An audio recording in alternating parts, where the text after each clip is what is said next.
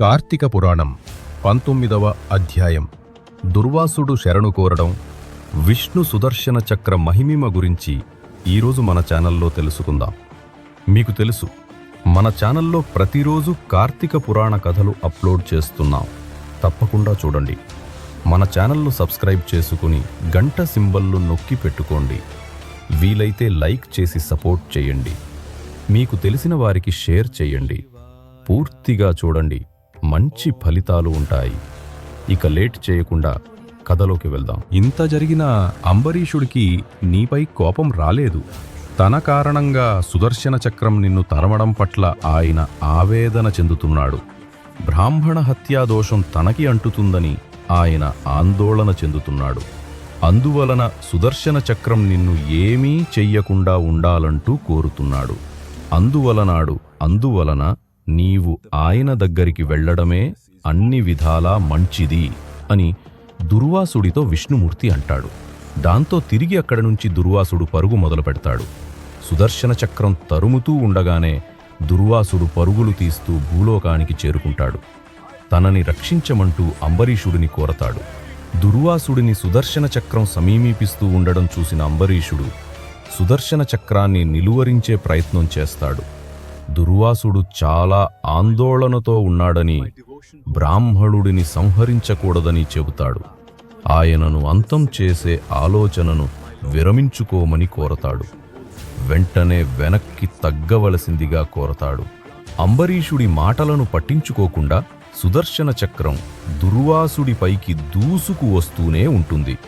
తన మాట వినిపించుకోకుండా దుర్వాసుడిని సంహరించటానికి వస్తున్న సుదర్శన చక్రానికి అంబరీషుడు ఎదురు వెళ్లి నిలబడతాడు. సుదర్శనుడి పట్ల తనకి గల గౌరవాన్ని గురించి చెబుతాడు.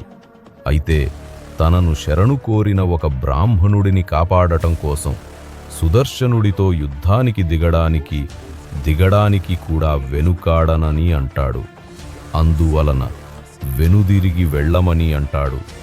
ఆ మాటలను పట్టించుకోకుండా సుదర్శన చక్రం దుర్వాసుడిపైకి వస్తూ ఉండటంతో ఆగ్రహావేశాలకు లోనైన అంబరీషుడు విల్లును ఎక్కుపెడతాడు. అప్పుడు సుదర్శనుడు నవ్వుతూ అంబరీషుడి దగ్గరికి వస్తాడు. ఆయన స్వామి భక్తిని, శరణాగతులను రక్షించడంలో ఆయన గొప్పతనాన్ని లోకానికి చాటి చెప్పడం కోసమే అలా పరీక్షించానని చెబుతాడు. ఆయన అభ్యర్థన మేరకు దుర్వాసుడిని వదిలివేస్తున్నానని చెబుతాడు. అప్పుడు ఆయనకి భక్తి శ్రద్ధలతో అంబరీషుడు నమస్కరించడంతో సుదర్శనుడు వెనుదిరుగుతాడు. సుదర్శనుడు వెళ్ళగానే దుర్వాసుడి దగ్గరికి వెళ్ళి అంబరీషుడు ఆయనను సాదరంగా లోపలికి ఆహ్వానిస్తాడు. తన వలన ఆయనకి కలిగిన అలసటను గురించి ప్రస్తావిస్తాడు. తన వలన ఆయనకి ఇబ్బంది కలిగినందుకు మన్నించమని కోరతాడు. తన ఇంట భోజనం చేసి తన దోషాలు ఏవైనా ఉంటే తొలగించవలసిందిగా కోరతాడు. ఆయన వినయ విధేయతలు దుర్వాసుడి మనసును కదిలించి వేస్తాయి.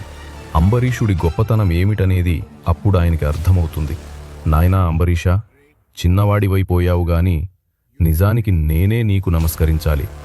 నువ్వు దైవశక్తిని సైతం ఎదిరించి నా ప్రాణాలను కాపాడావు. తపోబల సంపన్నుడనైనా నేను ఎంతో తొందరపడ్డాను. కానీ నీవు చాలా ప్రశాంత చిత్తుడవై వ్యవహరించావు. శ్రీ మహావిష్ణువు కరుణా కటాక్షాలు నీయందు ఎందుకు అంతలా ఉన్నాయనేది నాకు అర్థమైంది.